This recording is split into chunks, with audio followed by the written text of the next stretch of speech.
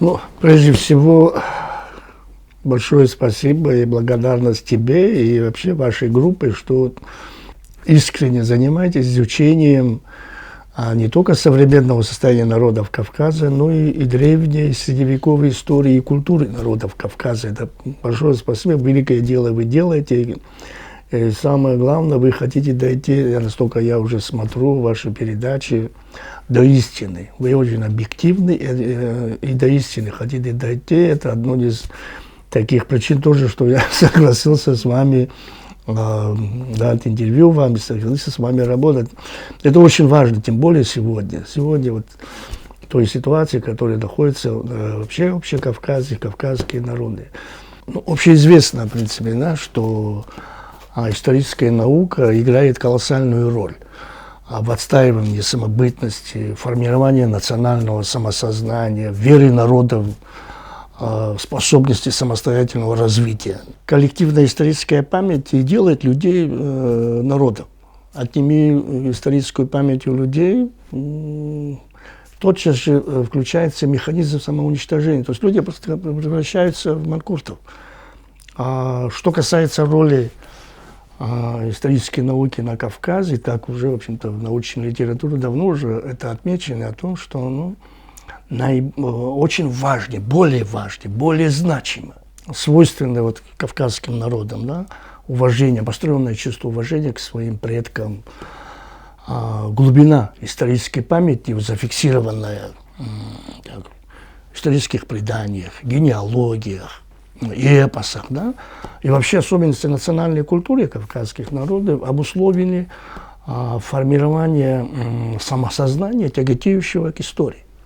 И в этих условиях любой исследователь, занимающийся, особенно кавказский исследователь, занимающий историей народов Кавказа, древних или более ранних периодов, он должен быть очень осторожным, очень тактичным. Очень проявлять, значит, объективизм, серьезный такой объективизм.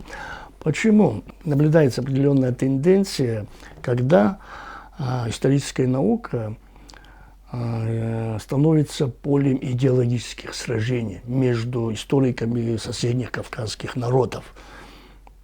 Это, в общем-то, чревато вполне предсказуемыми, очень и очень опасными последствиями. Потому что в таких случаях история не дает урока, лишь клубок отрицательных эмоций, да, такой вот с обидой, это всплески эмоций, это появляется, и с виртуального сражения, значит, с поля исторического поля, это может перейти в физическое, в реальное сражение. Это мы часто, кстати, в истории это наблюдаем, часто это.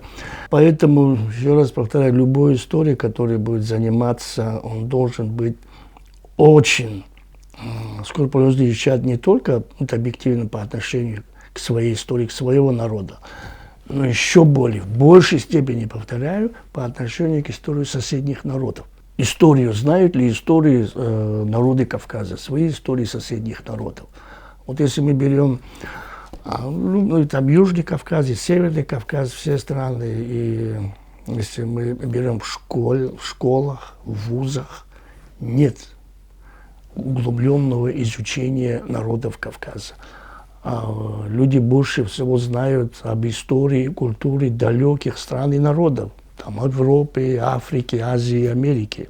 Но историю ближайших своих соседей, к сожалению, не знают.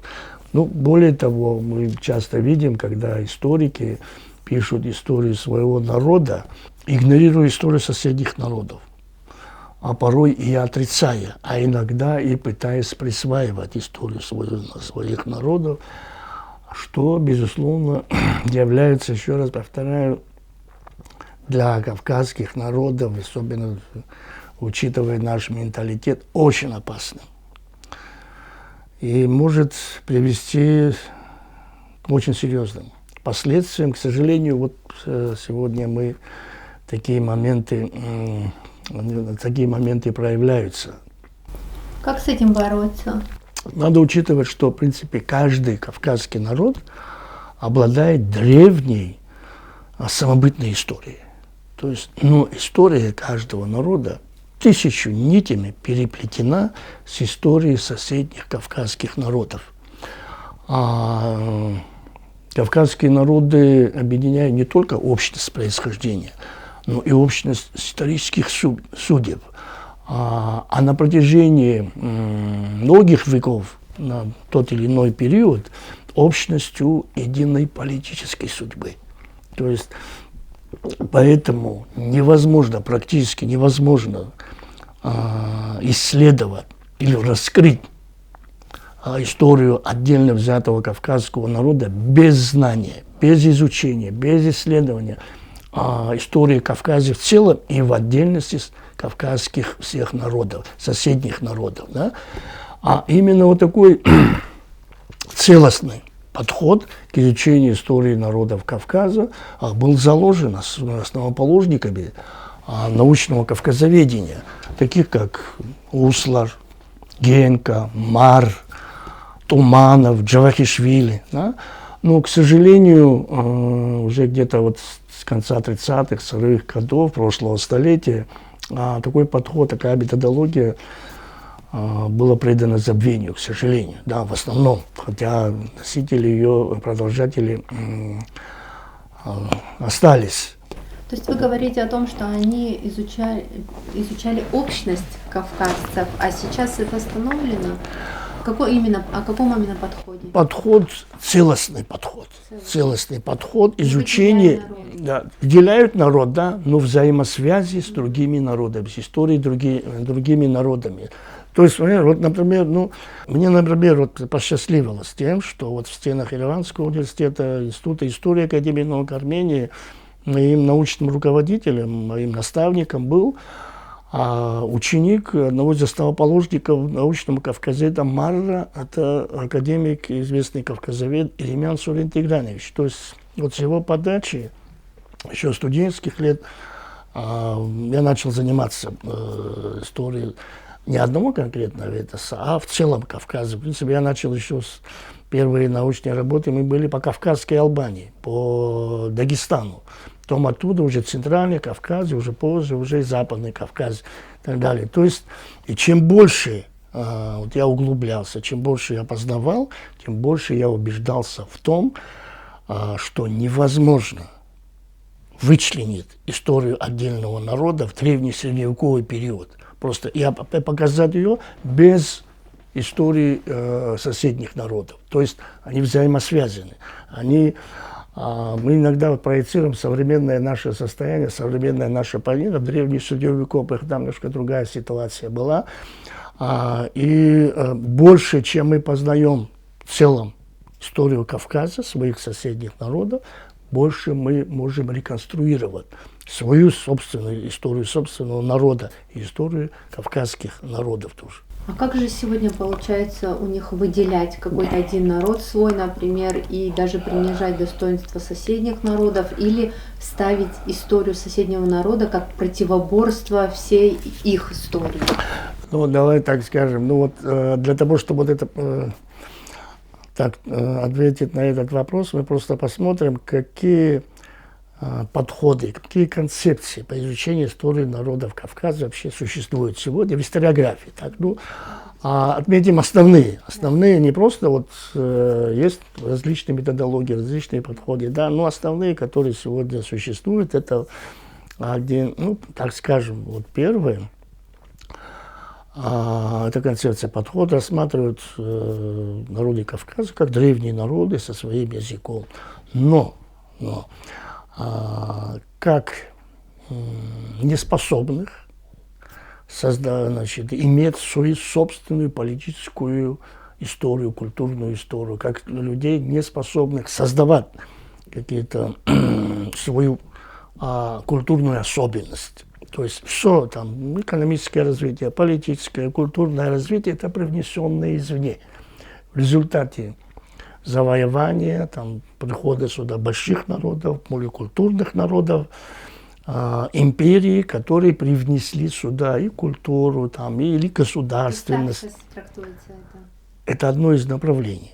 И направлений, концепций, которые существуют. То есть, получается, что перманентное завоевание Кавказа являлось, внесло в собой цивилизацию и играло прогрессивную роль, потому что народы Кавказа приобщались к более развитой культуре, значит, приобщались к системе государственности и так далее. То есть концепция эта не новая, она возникла в период колониальных завоеваний там, в Западной Европе, когда было обосновать необходимость завоевания народов и стран для того, чтобы использовать их ресурсы людские и природные ресурсы тех или иных стран. То есть надо было необходимо обосновать. Это оттуда выходит, но эта концепция, это направление сегодня существует. Ну, особенно вот на Северном Кавказе есть регион, в Кавказском регионе есть институты, целые школы, которые опираются именно на такое рассматривание, именно в таком подходе рассматривают историю кавказских народов. Чуть ли, но не 20 века народы Кавказа жили в родоплеменном строе, там чуть не первобытные. Как только если какая-то империя отсюда уходила, то они начинали между собой воевать, там варварство превращались в варварство. Вы отвергаете этого? Нет, конечно. Это называется культурный расизм. Вот это культурный расизм, значит, градация народов на, значит, на сорта. Это, конечно, это отвергается, это нормальные ученые, это все отвергают. Но оно существует, эта концепция существует, она сегодня издается большое количество книг, журналов, специально опирающихся именно на эту концепцию. Они наносят огромный вред вообще российскому государству, если так скажем, потому что это, то есть это как-то направлено на межнациональную эрозию, то есть подрыв основы российского государства, Российской Федерации. То есть это, вы выходите конечно, даже за рамки не только Кавказа, но всей России? Ну, конечно, потому что Кавказ, Северный Кавказ входит в состав Российской Федерации, это входит в это государство. И такие методологии в изучении истории, история все-таки она связана с современностью, то есть особенно на Кавказе, мы же с вами говорили, поэтому это имеет очень такое отрицательное значение, она может иметь еще больше отрицательное в будущем. Это вот одно направление. Второе направление – это этноцентризм, скажем так, среди кавказских народов. Историография, которая складывается в республиках Кавказа, как и на Южном Кавказе, так и на Северном Кавказе, это в наших странах тоже этноцентризм, что заключается? Вот как ты сказала, восхваление истории своего народа, отрицание или приписывание истории соседних народов. Да? Это, к сожалению, есть у каждого народа. Это, к сожалению, издаются книги, это игнорирование, полностью игнорирование, значит, народов своих соседних стран. Правда, в некоторых республиках, в некоторых народах издаются такие книги, но не в рамках академической науки, так есть такие, скажем, маргиналы, которые, все равно издаются. А есть республики, такой подход чуть ли не возведен на уровень академической науки, что, к сожалению, тоже будет наносить очень серьезный урон и так далее. Есть третий. Да. Хотя я бы не назвал ее третьим, это первый. Вот это первый, есть концепция, выдвинутая еще основоположниками научного кавказоведения, у которых я перечислял еще в конце 19-го, начало 20 века. Что это такое? Что это за концепция? Это концепция, которая рассматривает древние кавказские, как древние этносы, развитие, которое происходило в результате внутреннего, закономерного развития социально-экономического, политического и культурного. Да? То есть они создавали свою государственность, создавали культурные импульсы, как обычно любые народы. Они являлись не только свидетелями, но и соучастниками становления древних цивилизаций. Безусловно, все это происходило в тесном взаимовлиянии, взаимодействии как с соседними близкими народами, так и с далекими странами и народами. Да? То есть они являются, народы Кавказа являются субъектами мировой истории и культуры. Так, как Кавказ в целом и отдельные народы сами по себе являются субъектами мировой истории, внесшие значительный вклад в мировую культуру. Значительный. Это мы можем... Какой вклад? Как это? Мы можем на эту тему тоже поговорить. Какие вклады? Это очень важные вклады, именно кавказские народы. Это вот три основные концепции, которые сегодня, они все взаимосвязаны, они все существуют. Вот эти три концепции, которые я говорю, нельзя сказать, что что-то превалирует, но превалирует, к сожалению, там в разных частях Кавказа по-разному. А сегодня вот эту концепцию о том, что самодостаточность кавказских народов с древнейших времен до настоящего времени, способность самостоятельно развиваться не только, но и помогать соседним народам, продолжатели, безусловно, были в советский период.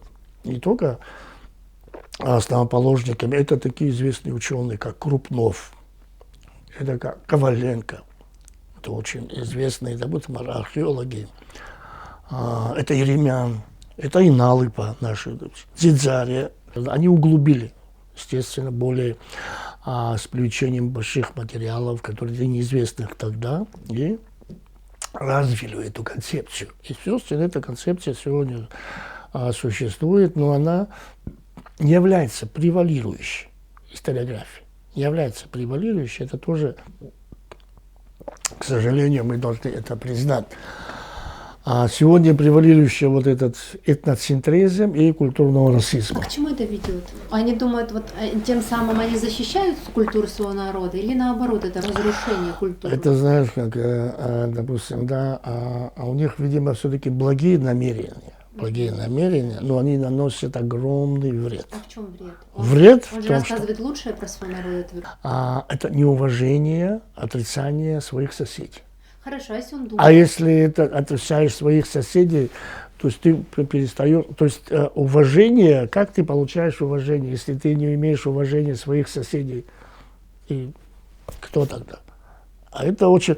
Потом она выводит, потому что, если то, что мы говорили, они на Кавказе, вот это, если на историографическое плоскость, историческое поле, когда переходит, скажем так, сражение, битвы на историческом поле, они легко переходят в реальность. В реальность, понимаете? То есть мы должны превратить историографию на кавказских народах не в поле битвы, не в поле сражения, а в поле сотрудничества, поле взаимного обмена мнениями на основе тысячелетиями выработанного кавказского этикета общения, поведения. Вот тогда у нас есть перспектива изучения своего прошлого, объективное изучение своих народов и всего Кавказа. И самое главное, тогда у нас есть перспектива исторического развития. Без такого подхода мы всегда будем такой, на задворках истории. Вот это саморазрушение, оно создано нами, инициируется, или оно все-таки извне откуда-то поступает? Если это используется теми силами, которые хотят нас рассорить, извне это тоже используется. Но если мы не даем повода, если мы не даем фундамента для этого, никакие внешние силы ничего не могут сделать. То есть основная первопричина – это в нас.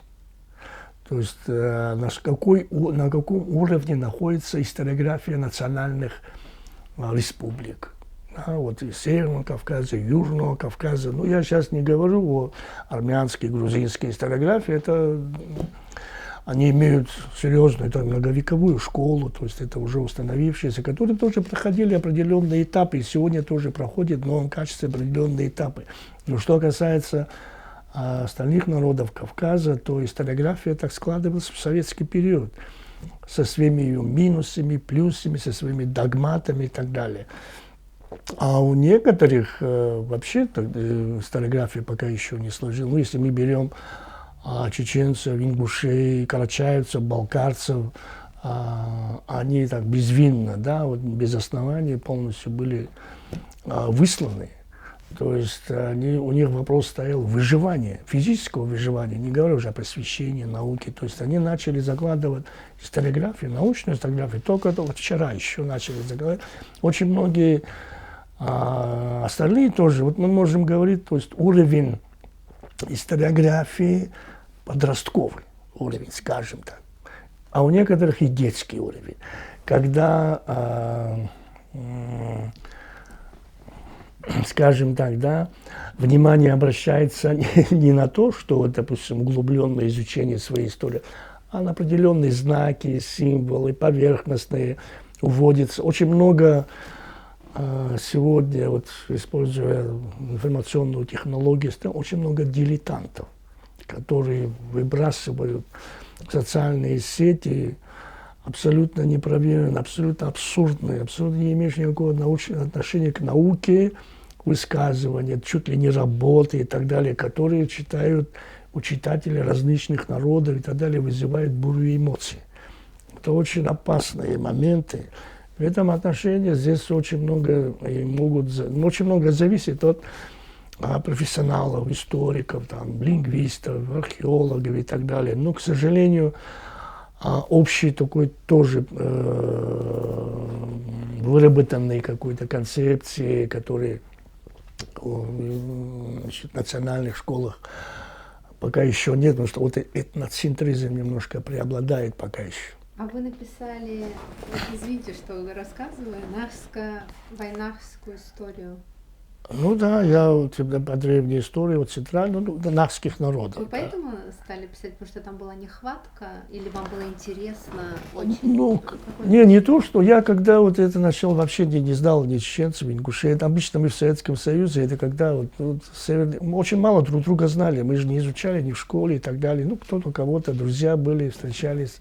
Так мы не знали, просто когда я просто начал с Восточного Кавказа, там, южной, центральной части Южного Кавказа, и потом вот там выявляется такой пласт хурито-уратский. А кто хурито-урат, это родственные, близкородственные нахским народам, дагестанским народам.